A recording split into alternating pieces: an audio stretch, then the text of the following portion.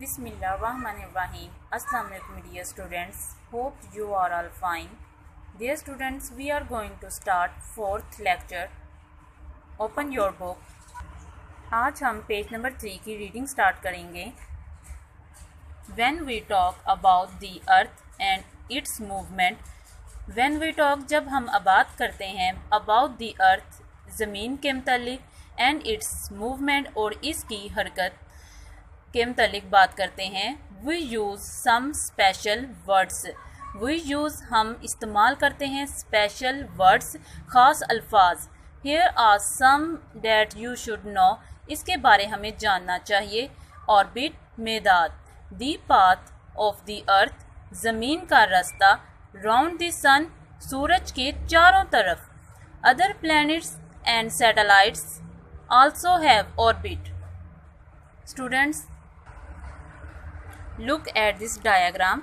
The path of the earth ज़मीन का रास्ता. ये एक ज़मीन है और ये उसका रास्ता है. Round the sun सूरज के गिर्द. सूरज के गिर्द वो घूमती है ऑर्बिट में, अपने एक रास्ते पर घूमती है और उसको हमने कहते हैं ऑर्बिट. अदर प्लैनेट्स दूसरे सियारे एंड सैटेलाइट्स दूसरे मसनूई सियारे आल्सो हैव ऑर्बिट इसी ऑर्बिट में घूमते हैं. That's clear students. Next point है axis. This is an imaginary line running from the north pole to the south pole. This is an imaginary ये एक ख्याली लाइन है. Running चलती है from the north pole to the south pole. शिमाल से जुनूब की तरफ चलती है. Through the center of earth ज़मीन के सेंटर मीने वस्त से. स्टूडेंट्स, ये लाइन आपको जो शो हो रही है इससे इमेजिनरी लाइन कहते हैं. इन दोनों लाइन को ये इमेजिनरी लाइन है और ये north pole to the south pole चलती हैं ज़मीन के वक्त से और ये अपने एक्सिस में घूम रही है एंटी क्लॉकवाइज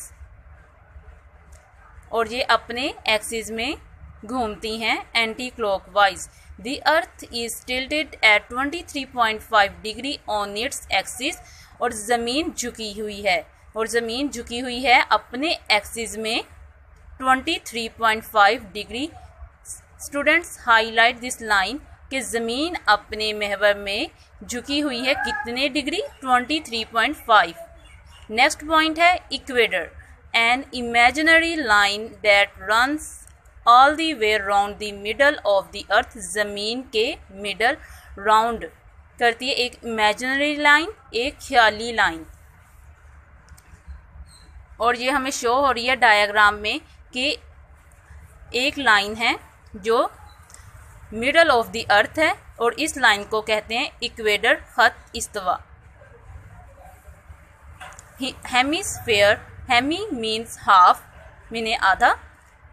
दी इक्वेटर डिवाइड दी अर्थ के इक्वेटर ने डिवाइड किया है अर्थ को into the northern and southern hemisphere.